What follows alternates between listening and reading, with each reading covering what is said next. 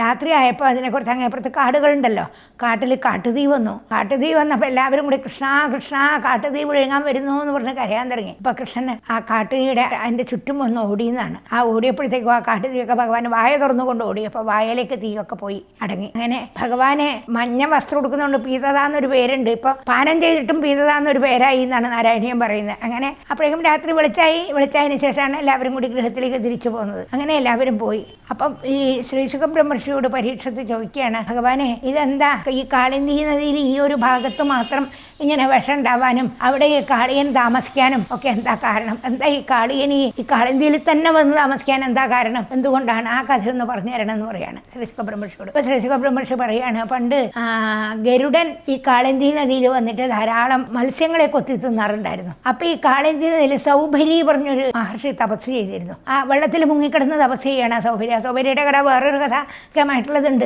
വെള്ളത്തിൽ മുങ്ങിക്കിടന്ന് തപസ് ചെയ്യുന്ന സമയത്ത് ഈ മത്സ്യത്തിനെ തിന്നാൻ ഗരുഡൻ വന്നെന്ന് കണ്ടപ്പോൾ ഈ മഹർഷിക്ക് വല്ലാതെ സങ്കടവും. പാവം മത്സ്യങ്ങൾ സന്തോഷമായിട്ട് കളിച്ച് നടക്കുന്ന സമയത്ത് വന്ന് കൊത്തി തിന്നാണ് മത്സ്യങ്ങളെ. അപ്പോൾ ഈ സൗഭരി പറയും, ഇനി നീ കാളിന്തിയിൽ വന്ന് മത്സ്യത്തിനെ കൊത്തി തിന്നാണെങ്കിൽ നീ തല പൊട്ടി മരിച്ചു പോട്ടെ എന്നൊരു ശാപം കൊടുക്കും ഈ ഗരുഡന്. അപ്പോൾ അത് കാരണം ഗരുഡൻ അവിടെ വരില്ല, കാളിന്തിയിൽ വരില്ല. അങ്ങനെ ഒരു ശാപമുണ്ട് ഗരുഡൻ. അതുകൊണ്ടാണ് ഈ കാളിന്തിയിൽ ഗരുഡൻ വരാത്തത്.